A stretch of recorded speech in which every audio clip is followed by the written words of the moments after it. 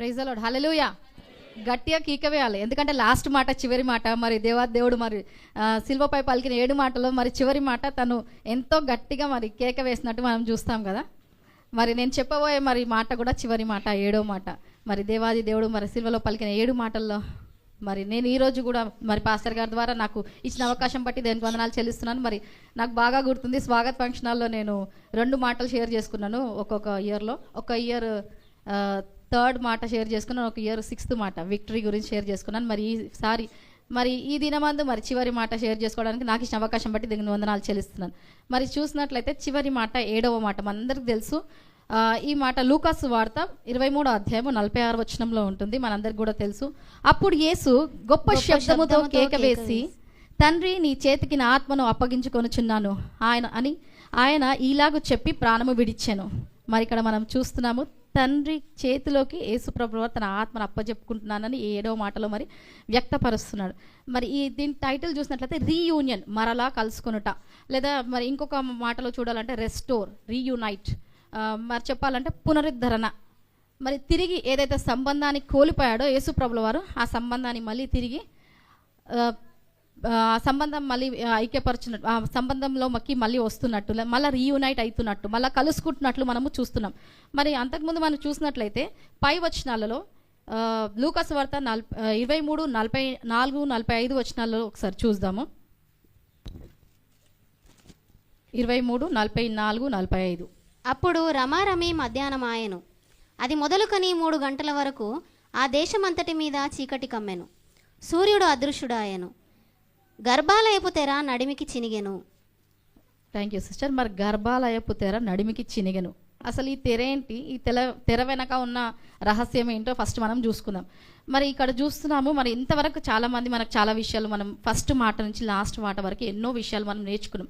మరి ఇక్కడ గమనించినట్లయితే మొదటి మాట, తండ్రి వీరేమో చేయించున్నారో వీరు ఎరుగరు కనుక క్షమించమని దేవుడు కోరినాడు, ప్రార్థన చేశాను. మరి చివరి మాట కూడా, తండ్రి నా ఆత్మను నీ చేతిలోకి అప్పచెప్తున్నాను. మరి మధ్యలో first word and last word తండ్రితో ఉన్న సంబంధాన్ని ఇక్కడ మనము చూడగలం. యేసు ప్రభుల వారు ఏదైతే సంబంధం తండ్రితో కలిగి ఉన్నారో ఆ సంబంధాన్ని మరొకసారి తండ్రికి తన ఆత్మను అప్పచెప్పుకున్నాడు, తండ్రి అని పిలుస్తున్నాడు. ఇక్కడ తండ్రి అని పిలిచినప్పుడు మనం ఏం చూడగలుగుతున్నామంటే ఆ తండ్రిలో ఉన్న భద్రతని కానీ, తండ్రితో ఉన్న సహవాసాన్ని కానీ, సన్నివేశాన్ని కానీ మనం అన్ని కూడా చూడగలము. మరి ఈ తెర అసలు ఎలా చినిగింది, అసలు తినడానికి కారణం ఏంది, చినిగినందుకు మనకేమి లాభము అని అంటే, మరి మొదటిగా చూసినట్లయితే 2 కొరింథీ 5:21 ఇంతకుముందు సిస్టర్స్ అందరు కూడా చదివారు. పాపముగా లేని వారు, యేసుప్రభుల వారికి ఏ పాపము తెలియదు, కానీ పాపులైన మన కోసము పాపంగా మారారు. అవునా కాదండి? ఆయనలో ఎటువంటి పాపము దోషము లేదు, కానీ మన కోసము పాపంగా మారాడు. అంతేకాకుండా మరి రోమా 5:10లో మనము శత్రువులుగా ఉన్న వారిని తండ్రితో సమానం పరచడానికి, తండ్రితో సంధి చేసి చేర్చడానికి ఆయన పాపముగా మారాడు, ఆయన సిలువలో బలి అయ్యాడని చూస్తున్నాము. అంతేకాకుండా ఎఫెసీ 2:13-18లో చూస్తాం ఏంటంటే, మనము తండ్రికి దూరంగా ఉన్నాము, దూరస్తులుగా ఉన్నాము. అయినప్పటికీ కూడా దేవాది దేవుడు ఏం చేశాడంటే, దూరస్తులమైన మనని క్రీస్తు యేసునందు క్రీస్తు రక్తం వలన సమీపస్తులుగా చేసి ఉన్నాడంట. అది ఎలా సాధ్యమైందంటే యేసుక్రీస్తు రక్తం ద్వారా. మరి తండ్రి సన్నిధి అంటే మొదటిగా ఏంటంటే ఆయన ఒక ప్రజెన్స్. ఈ లోకంలో మనకి ఏమున్నా లేకున్నా దేవుని యొక్క సన్నిధి మనకి ఎంతగానో అవసరం. ఎందుకంటే ఆయన సన్నిధి లేకుండా మనము జీవించలేము. మరి ఆయన సన్నిధికి మనం ఎలా వెళ్ళగలుగుతున్నామంటే యేసుక్రీస్తు చేసిన శిల్వ త్యాగం ద్వారా, ఆయన చిందించిన రక్తం ద్వారా. ఆయన రక్తాన్ని చిందించినప్పుడు ఏమైందంటే, ఆ సిలువలో తను మరణించినప్పుడు, మన కోసం సిలువలో రక్తాన్ని కార్చినప్పుడు దేవాలయపు తెర అంటే మనకందరికీ తెలుసు. మన పర్ణశాలకు వెళ్ళినప్పుడు కూడా మనం అందరం చూసి ఒకసారి ఇమాజిన్ చేసుకోవచ్చు, అతి పరిశుద్ధ స్థలంలోకి ఎవరైనా వెళ్ళొచ్చు అండి? ఎవరు కూడా వెళ్ళలేరు. ఓన్లీ యాజకులు సంవత్సరానికి ఒక్కసారి వెళ్ళి అక్కడ ధూపము వెలిగించి అక్కడ దేవుని స్తుతించి ఆరాధించి వచ్చేవారు. కానీ యేసుక్రీస్తు మరణం ద్వారా ప్రతి క్షణము మనం దేవుని కృపాసింహాసనం దగ్గరికి ధైర్యంగా వెళ్ళడానికి దేవుడు మనకు శక్తినిచ్చాడు. హల్లెలూయా. అవునా కదా? అది ఎలా జరిగిందంటే యేసుక్రీస్తు వారి రక్తము ద్వారా. మరి హీబ్రూస్ ఇంతకుముందు సిస్టర్స్ చదివినట్టు 9వ అధ్యాయం 11 నుంచి చూసినట్లయితే అక్కడంతా కూడా మరి 9వ అధ్యాయం మొత్తము కూడా ఆ గుడారము గురించి, దేవుని యొక్క సన్నిధి గురించి అక్కడ మనం చూడగలుగుతాం. మరి అక్కడ ఒక మాట 11 నుంచి మనం చూద్దాం. హెబ్రీయులకు రాసిన పత్రిక 9:11 నుంచి. అయితే క్రీస్తు రాబోచున్న మేలుల విషయమై ప్రధాన యాజకుడుగా వచ్చి తానే నిత్యమైన విమోచన సంపాదించి హస్తకృతము కానిది అనగా ఈ సృష్టి సంబంధము కానిదియు మరి ఘనమైనదియు పరిపూర్ణమైనదియునైన గుడారము ద్వారా మేకల యొక్కయు కోడెల యొక్కయు రక్తముతో కాక తన స్వరక్తముతో ఒక్కసారే పరిశుద్ధ స్థలములో ప్రవేశించెను. ఏలయనగా చదవండి సిస్టర్. ఏలయనగా మేకల యొక్కయు ఎడ్ల యొక్కయు రక్తమును మైలపడిన వారి మీద ఆవు దూడ బూడిద చల్లుటయు శరీర శుద్ధి కలుగునట్లు వారిని పరిశుద్ధపరిచిన ఎడల నిత్యుడగు ఆత్మ ద్వారా తన్ను తాను దేవునికి నిర్దోషినిగా అర్పించుకొనిన క్రీస్తు యేసు యొక్క రక్తము నిర్జీవ క్రియలను విడిచి జీవము గల దేవుని సేవించుటకు మీ మనస్సాక్షిని ఎంతో ఎక్కువగా శుద్ధి చేయును. Thank you sister. మరి నిజంగా కదా, మరి ఎవ్వరూ ప్రవేశించలేని అతి పరిశుద్ధ స్థలంలోకి మీరు నేను వెళ్ళగలుగుతున్నాం ఈరోజు అంటే అది కేవలము యేసుక్రీస్తు చిందించిన రక్తము వలనే. ఇక్కడ మేకల యొక్కయు కోడేల యొక్క రక్తము చేత కాక ఒకటేసారి ఫస్ట్ 11వ వచనంలో చూసినట్లయితే, అయితే క్రీస్తు రాబోచున్న మేలు విషయమై ప్రధాన యాజకుడుగా వచ్చి తానే నిత్యమైన విమోచన సంపాదించి హస్తకృతము కానిది అనగా ఈ సృష్టి సంబంధము కానిది మరి ఘనమైనది పరిపూర్ణమైనది అయిన గుడారము ద్వారా ఆయన స్వరక్తము చేతానే మనని ఆయన పరిశుద్ధపరిచి తన సన్నిధిలోకి ప్రవేశించడానికి దేవుడు మనకి ఆస్కారం అనేది దయచేసిండు. మరి అంత గొప్ప దేవుడిని మనం ఏ విధంగా స్తుతించకుండా ఉండగలం? విమోచన క్రయధనము ఆ దేవాది దేవుడు చేశాడు కాబట్టి ఆ కృపా సింహాసనము దగ్గరికి మరి దేవదూతలు నిత్యము కెరబులు సెరుబులు స్తుతించే ఆ పరిశుద్ధ స్థలములో దేవుని స్తుతిస్తూ ఉన్న స్థలంలోకి ఎవ్వరూ అడుగు పెట్టలేరు. కానీ నీవు నేను పాపులుగా ఉన్నప్పటికీ ఆ పాపపు జీవితము ఎలా ఉన్నప్పటికీ ఆ పాపమంతా కూడా తన రక్తము ద్వారా పరిశుద్ధపరిచి మనని ఆ అతి పరిశుద్ధ స్థలంలోకి చేర్చాడు. తండ్రితో సంధి చేసి మనని రికన్సైల్ చేశాడు లేదా రీయునైట్ చేశాడు. మళ్ళీ తిరిగి దేవాది దేవుడు మనని తండ్రితో సరైన సంబంధంలోకి కలిపాడని మనము ఇక్కడ చూడగలం. మరి అదేవిధంగా మరి లూకా 23:45 ఈరోజు ఒక టెక్స్ట్ మన పాఠ్యభాగం మనకందరికి తెలిసినట్టు, యేసు గొప్ప శబ్దముతో కేక వేసి తండ్రి నీ చేతికి నా ఆత్మను అప్పగించుచున్నాను అని ఆయన ఇలాగ చెప్పి ప్రాణము విడిచెను. ఇక్కడ మనం చూస్తున్నాము, ప్రాణము విడిచెను, ఆత్మను అప్పచెప్పుకున్నాడు. ఆత్మను ఎవరికి అప్పచెప్పుకున్నాడు? ఇక్కడ మనం చూసినట్లయితే ప్రాణము ఆ సిలువపై దేవుడు తన ప్రాణం విడిచినప్పటికీ తన ఆత్మ ఎంతో భద్రతగా తన దేవాది దేవుడికి తన తండ్రి అనే దేవుని చేతిలోకి అప్పచెప్పుకున్నాడు. ఇప్పుడు ఫర్ ఎగ్జాంపుల్ చూడండి, మన దగ్గర ఉన్న ఏదైనా ఆస్తి అంతస్తు ఎక్కడైనా మనము జాగ్రత్తగా దాచిపెట్టాలంటే నార్మల్ వ్యక్తులకు ఇస్తామండి. ఏం చేస్తాము, చాలా మంచి ఎక్కడ దాచిపెడితే భద్రంగా ఉంటుంది, ఎవరి చేతిలో పెడితే అది సేఫ్గా ఉంటుందని బాగా ఆలోచించి ఆ వ్యక్తులకు ఇస్తాం, లేదా బ్యాంక్ లాకర్స్లో పెడతాం. కానీ బ్యాంక్ లాకర్స్లో పెట్టినా కూడా గ్యారంటీ ఉండదండి, దొంగలు వచ్చి దోసుకొని పోతారు. కానీ మన యేసు ప్రభు ఏం చేశారంటే అంతకంటే శ్రేష్టమైన తన ఆత్మని దేవాది దేవుడు తన యెహోవా దేవుని చేతిలో పెట్టి తన ప్రాణంని విడిచాడు. మానవులుగా తనని హింసిస్తుండవచ్చు యేసు ప్రభుల వారిని సిలువ పైన తన ప్రాణము వదిలేసి తన ఆత్మను మాత్రము దేవుడు ఏం చేశాడంటే తన తండ్రి అనే దేవుడి చేతులకి అప్పచెప్తున్నాడు. ఇక్కడ ఎందుకు గొప్ప శబ్దం వేశాడు దేవుడు అంటే, తను ఇంతకుముందు మనం సిస్టర్ చెప్పినట్టు ఏం చేశాడంటే దేవుడు సమస్తం కూడా కంప్లీట్ చేసిండు. ఇక్కడ చూస్తాం మనము, ఆయన ఈ లోకంకి సువార్త ప్రకటించడానికి వచ్చాడు. అంతేకాకుండా ఈ లోకంలో స్వస్థతలు చేయడానికి వచ్చాడు, తండ్రి నామాన్ని ప్రకటించడానికి వచ్చాడు. అంతేకాకుండా బందీగా ఉన్న వారిని విడిపించడానికి వచ్చాడు, చెరలో ఉన్న వాళ్ళని దేవుడు దర్శించడానికి వచ్చాడు. మరి అంతేకాకుండా ఎన్నో ఈ లోకంలోకి దేవుడు అయితే మిషన్తో పంపించాడో ఆ యేసు ప్రభుల వారిని అదంతా కూడా కంప్లీట్ చేశాడు. కాబట్టి ఇప్పుడు ఫైనల్గా మరి తిరిగి ఇన్ని సంవత్సరాలు కూడా మరి దేవుడు తన సహవాసాన్ని కోల్పోయాడు తండ్రితో. మరి ఇప్పుడు ఆ సహవాసం మళ్ళీ తిరిగి తనతో వెళ్ళాలి కాబట్టి, దేవుడి దగ్గరికి వెళ్ళాలి కాబట్టి ఇంకా సమాప్తం అయినది, నా పనంతా కూడా ఇక్కడ నేను చేసేది ఏమీ లేదు అని తండ్రి యేసు ప్రభుల వారు దేవాది దేవుడికి తన ఆత్మను అప్పచెప్తున్నట్టు మనం చూస్తున్నాం. మరి ఇక్కడ ఏం చేస్తున్నాడు? చివరిగా 7వది ప్రార్థన చేస్తున్నాడు, తండ్రి నా ఆత్మని అప్పచెప్తున్నాను. ఇక్కడ మనం చూడొచ్చు తండ్రికి కుమారుడికి intimate relationship. Here we can see the intimacy of Jesus with father. ఈ ఇంటిమేట్ రిలేషన్షిప్ మనము కూడా ప్రతి ఒక్కరం కూడా కలిగి ఉండాలి. ఇది లేకపోతే మాత్రము మన జీవితంలో సమస్తము కోల్పోతాం.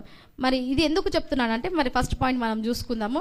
మరి ఈ రీయూనియన్ లేదా పునరుద్ధరణ నా అంశం ఏంటంటే రీయూనియన్ అంటే పునరుద్ధరణ. సరే, మొదటి పాయింట్ వచ్చి దీని గురించి మనం రెండు అంశాలు పరిశీలిద్దాం. The Joy of reunion. First మాట ఏంటంటే ద జాయ్ ఆఫ్ రీయూనియన్, సంతోషకరమైన పునరుద్ధరణ. ఎందుకు ఇది సంతోషకరమైనది అంటే, కీర్తనలు 16:11 మనందరికీ తెలిసిన సుపరిచితమైన వాక్యం ఏంటంటే, జీవ మార్గంలో నీవు నాకు తెలియజేస్తావు, నీ సన్నిధిలో సంపూర్ణ సంతోషము కలదు, నీ కుడి హస్తంలో నిత్య సుఖశాంతులు. మరి అంతేకాకుండా ఫిలిప్పీ రెండో అధ్యాయంలో చూసినట్లయితే యేసు ప్రభుల వారు తనను తాను ఆ పరలోక ఐశ్వర్యంను విడిచిపెట్టి, తండ్రితో ఉన్న సహవాసాన్ని, సంబంధాన్ని అన్ని కూడా విడిచిపెట్టి తనను తాను రిక్తునిగా చేసుకొని ఈ లోకంలోకి వచ్చాడు.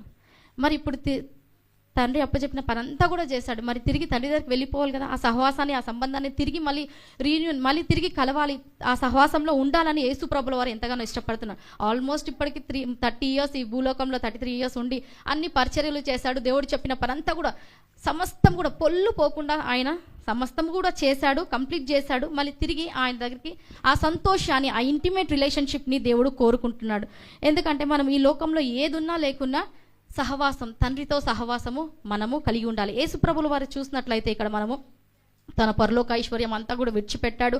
అంతేకాకుండా సక్సెస్ఫుల్గా దేవుడు అప్పచెప్పిన మిషన్ అంతా కూడా కంప్లీట్ చేశాడు. ఈ లోకంకి స్వస్థపరచడానికి, బోధించడానికి, విమోచించడానికి, దయ్యంలోని వెలగొట్టుటకు, అదే విధంగా మరి తన ప్రాణంను విమోచన క్రయదనుగా మనందరికీ ప్రతిగా అర్పించాడు. ఒక వాలంటరీ సాక్రిఫైస్, అంతేకాకుండా సబ్స్టిట్యూషనరీ సాక్రిఫైస్, నీకు బదులుగా, నాకు బదులుగా మనము పొందాల్సిన శిక్షను సంపూర్ణంగా తనపై వేసుకొని, తను ఏదో కష్టంగా చేస్తలేడండి. మనం గమనించాలి ఇక్కడ, తను ఏదో కష్టంగా చేస్తలేక చాలా ఇష్టంగా చేస్తున్నాడు. ఎందుకంటే తండ్రి చిత్తమైంది. అనాది కాలం నుంచే మనం ప్రకటన గ్రంథంలో చూస్తాం, అనాది కాలం నుంచే ఇది దేవుడు తనపై ఒక ఉద్దేశం కలిగి ఉన్నాడు. అదేం ఉద్దేశం అంటే తను మరణించాలి.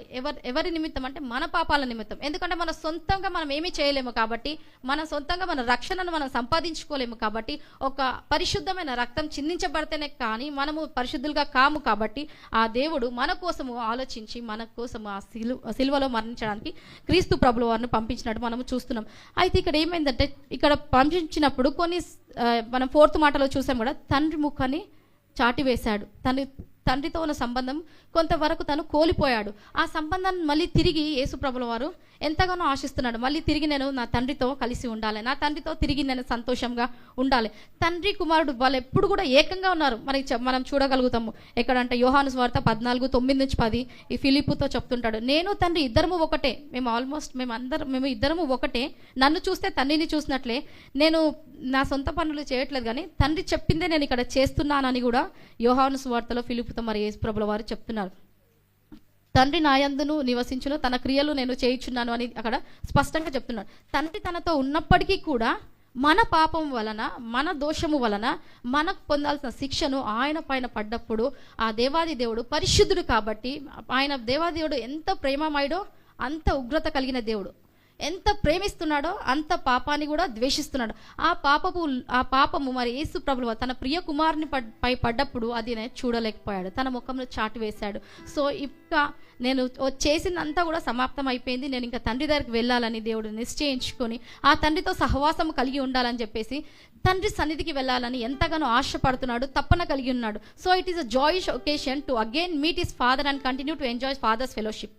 మరి నిజమే కదా, మరి తిరిగి తన తండ్రితో సహవాసాన్ని, సంబంధాన్ని కలిగి ఉండాలని ఆశిస్తున్నాడు. మరి మనం ఈ పాయింట్ వల్ల అసలు మనం ఏం నేర్చుకోగలం, మనకెందుకు ఇది అంటే ఏం అప్లై చేసుకోగలం అంటే, ఇన్ ద సేమ్ వే మనము కూడా దేవుని యొక్క సన్నిధి కోసం తప్పించాలి. ఎంత పరిశుద్ధమైన సన్నిధి కదా, ఎవ్వరు కూడా అడుగు పెట్టలేని పరిశుద్ధమైన పవిత్రమైన సన్నిధిలోకి యేసు ప్రభువు వారు తన రక్తాన్ని చిందించి మనకి తండ్రికి మధ్యలో ఆ ఉన్న ఆ వైరాన్ని, ఆ వేల్ని, ఆ తెరని తెంపివేసి, ఆ గోడను తెంపివేసి ఒక బ్రిడ్జ్, వంతెన వేసి మనని తండ్రి దగ్గరికి చేర్చాడు ఆ రక్తం చిందించడం ద్వారా. Love enjoys the presence of those it loves. మరి మనం ఏ విధంగా దేవుని సన్నిధికి వెళ్ళకుండా ఉండగలమండి? ప్రతి క్షణము మనం దేవుని సన్నిధి అనుభవించాలి, దేవుని సన్నిధిలోనే ఉండాలి. ఎందుకంటే ఆయన సన్నిధిలోనే సంపూర్ణమైన సంతోషం. ఈ లోకంలో ఎక్కడ కూడా మనకు సంతోషం దొరకదు. మనం ఎలా ఇది మనము అప్లై చేసుకోగలమంటే, ప్రత్యేకంగా మనము యేసు ప్రభుల వారి లాగా మనము కూడా మన జీవితంలో తండ్రి యొక్క సన్నిధి అనుభవించడానికి మనం కూడా తప్పించాలి. యేసు ప్రభుల వారు ఏ విధంగా తన తండ్రి సహవాసాన్ని కోరుకుంటున్నాడో, మరి చివరి మాట చెప్పినప్పుడు మనము యేసు ప్రభుల వారి సహవాసాన్ని, తండ్రి సహవాసాన్ని మనం కోరుకోవాలి. మరి అంతేకాకుండా రెండోది చివరిగా మనం చూద్దాము, ద పర్పస్ ఆఫ్ రియూనియన్. ఎందుకు అసలు యాక్చువల్గా దేవుడు మరలా కలుసుకున్నాడంటే, పునరుద్ధరణ యొక్క ఉద్దేశం ఏంటంటే 2 తిమోతి 4:18 మనం చూడగలం. ప్రభువు ప్రతి దుష్కార్యము నుండి నన్ను తప్పించి తన పరలోక రాజ్యంలో చేర్చుటకు నన్ను రక్షించును. ఈ లోకంలో ప్రతి దుష్కార్యమైన ఏదైనా కూడా, ప్రతి ఆపదైనా కూడా, మరి కీర్తనలు 138:7 కూడా మనం చూస్తాం, నేను ఆపదలో చిక్కబడి ఉన్నను, నీవు నన్ను బ్రతికించదవు, నా శత్రువుల కోపము నుండి నన్ను రక్షించుటకై నీ చేయి చాపెదవు, నీ కుడి చెయ్యి నన్ను రక్షించును. మరి ఎవరు రక్షిస్తారండి? ఈ లోకంలో మనం అనేకమైన పాపంలో ఉన్నాము, ఈ దురుస్తమయంలో ఉన్నాము, చివరి రోజుల్లో ఉన్నాము. మనం రక్షించేది ఏదో కాదండి, దేవుని యొక్క సన్నిధి, దేవుని యొక్క హస్తాలు. ఆయన హస్తంలో మనము నిత్యము భద్రంగా ఉండగలం. ఎక్కడ సెక్యూరిటీ ఉందంటే దేవుని యొక్క హస్తాలలోనే. ఆయన బాహుబలము చాపి, ఆయన దక్షిణ హస్తము చాపి మనల్ని రక్షిస్తానని వాగ్దానం చేస్తున్నాడు యెషయా గ్రంథంలో. ఆయన బాహుబలము చాపి మనకు కావాల్సిన సమస్తము సమకూరుస్తున్నాను అంటున్నాడు. మన ఆపదలు వచ్చినప్పటికీ కూడా మన ఆత్మను, మన ప్రాణమును ఆయన సురక్షితంగా పెడతాడు రాబోవు కాలంలో. మరి ఇక్కడ చూసినట్లయితే 31వ కీర్తన 5వ వచనం మన అందరికీ తెలుసు. అదొక ప్రవచన యేసు ప్రభుల ద్వారా నెరవేర్చబడిందని కూడా తెలుసు. ఇక్కడ మరి చివరి భాగంలో చూసినట్లయితే, నా ఆత్మను నీ చేతికి అప్పగించుచున్నాను యెహోవా సత్యదేవ, నన్ను విమోచించు దేవుడవు నీవే. మరి ప్రతి అంధకార శక్తుల నుంచే కానీ, ప్రతి సమస్యల నుంచే కానీ ఎవరు మనల్ని విమోచించరు, కానీ మన దేవాది దేవుడే మనల్ని విమోచిస్తాడు. మనం చనిపోయిన తర్వాత కూడా మనకు ఒక నిరీక్షణ ఉంది అంటే అది ఎలా కలుగుతుందంటే, మనం దేవునితో అన్యోన్యమైన సహవాసం కలిగి ఉన్నప్పుడు, మనము చనిపోయినా కూడా మనము ఒకానొక రోజున మళ్ళీ తిరిగి ఆ దేవుని కలుసుకుంటాము, ఆయనతో సత్సంగం కలిగి నిత్యము కూడా మనం ఉంటాము అనే ఒక గొప్ప నిరీక్షణ మనము కలిగి ఉంటాం. అందుకేనండి ఉద్దేశపూర్వకమైన జీవితము యేసుప్రభువు వారు జీవించాడు. మరి యేసుప్రభువు వారు వాక్యాన్ని ఏదైతే బోధించారో చివరి వరకు ఆ వాక్యాన్ని చేసి చూపించారు. తన నోట వాక్యాన్ని చెప్తూ తను చనిపోయినట్టు మనం చూస్తున్నాం. మరి 31వ కీర్తన 5వ వచనంలో, నా ఆత్మ నీ చేతికి అప్పగించుకుంటున్నాను అని యెహోవా దేవుడు మరి యేసుప్రభువు వారు చెప్పినప్పుడు తను వాక్యాన్ని జీవించాడు, వాక్యాన్ని చనిపోయాడు. మరి మనం చెప్పగలుగుతున్నామా, నా ఆత్మను నీ చేతిలోకి అప్పచెప్తున్నాను దేవా అని? మరి ఇక్కడ ఈ మాట ఏదో దేవుడు అన్కాన్షియస్గా ఉండి అనట్లేదండి యేసుప్రభుల వారు. మనము చూసినట్లయితే చనిపోతున్న వాళ్ళని చూస్తే వాళ్ళు ఏదో అన్కాన్షియస్, వాళ్ళు బేవోష్ అయిపోయి వాళ్ళు మాట్లాడలేని స్థితిలో వాళ్ళు ఏం చెప్తున్నారో అర్థం కాదు. కానీ విజయవంతంగా ఆ గొప్ప కేక వేసి ఒక ఉద్దేశపూర్వకంగా తిరిగి మరలా నేను నా తండ్రిని కలుసుకుంటాను, నన్ను కనుక మీరు కలిగి ఉంటే మీరు కూడా తండ్రిని కలుసుకుంటారని ఒక గొప్ప నిశ్చయత మనకు యేసుప్రభుల వారు ఇస్తున్నారు. మరి లూకా 23:46 ఇంతకు మనం చూసినట్లు మనము చూస్తున్నాం ఏంటంటే, తన ఆత్మను తన చేతిలోకి యేసు ప్రభు వాళ్ళ వారు తన తండ్రి చేతిలోకి అప్పచెప్తున్నారు. మరి మనము ఎవరి చేతిలోకి అప్పచెప్తున్నామండి? ఈ లోకంలో నా సాతానుక, ఈ లోకంలోకి మన ఆత్మ అప్పచెప్తున్నామా? ఈ లోకంలో మరి చెడు తప్ప ఇంకేమీ లేదు, ఈ లోకంలో మంచి ఏమీ లేదు. మనం ఆత్మలో ఎవరి చేతిలో భద్రతంగా ఉంటాయి. మనము చనిపోయిన తర్వాత కూడా మనకు ఒక నిరీక్షణ, మనకు ఒక హోప్ ఉందంటే అది కేవలం యేసుక్రీస్తు వారి ద్వారానే. కాబట్టి మనము మన ఆత్మను దేవుని చేతిలోకి అప్పచెప్పుకోవాలి. ఇది ఒక విజయవంతమైన కీకగా మనం ఇంతకు ముందు చూసుకున్నాం. అంతేకాకుండా చివరిగా మరి నేనేం కన్క్లూడ్ చేయాలనుకుంటున్నానంటే, ఈ వాక్యం ద్వారా మనం ఏం నేర్చుకుంటున్నామంటే, ఈ రోజు కనుక మనం రక్షింపబడలేకపోతే మన ఆత్మను ఎక్కడ పోతే మనకు తెలియదు. చనిపోయిన తర్వాత ఇంతకుముందు బ్రదర్ చెప్పారు, నిత్య నరకాగ్నిలోకి వెళ్ళొద్దనే దేవుడు సిలువపై ఆ విమోచన క్రయధనం అనేది మన కోసం జరిగించాడు. ఆత్మ అగ్ని ఆరదు, పురుగు చావదు. అలాంటి భయంకరమైన స్థితిలోకి మనం వెళ్ళకూడదనే తండ్రి తన సన్నిధిలో ఉండాలని ఆ తెరని మన కోసం తెరిచాడు. మరి తెరిచిన తెరని మనం ఎవరేమైనా రిజెక్ట్ చేయగలమా అండి? రిజెక్ట్ చేస్తే మనంత మూర్ఖులే ఉండరు. దేవుడు మనకు సంధి చేసి ఆ బ్రిడ్జిని ఏర్పాటు చేసినప్పుడు మనం ఆ బ్రిడ్జ్ ద్వారా యేసు ప్రభుల ద్వారా ఆ సన్నిధిలోకి మనము ఎంటర్ కావడానికి ఇష్టపడాలి. కానీ ఆ బ్రిడ్జ్ నాకు వద్దు, నా కోసం కాదు, నా పక్క వాళ్ళ కోసం అని చెప్పేసి మనము ఆలోచించకుండా, మనము రక్షింపబడ్డ వారమైనా సరే, ఇంకా దేవుని తెలుసుకోలేని వారైనా సరే, ఒకవేళ మనం దేవుని యొక్క సన్నిధిని నిజంగా యేసు ప్రభు వాళ్ళు కోరుకున్నట్టు మనము దేవుని సన్నిధిని కోరుకుంటే, మనం నిత్యత్వంలో కూడా చనిపోయినా కూడా మనము దేవునితో నిత్యము సంతోషంతో మనం ఉండగలం. మనం ఒక మాట చెప్పాలనుకుంటున్నాను ఏంటంటే, చివరిగా మరి without reunion ransom has been poured out వెనీ.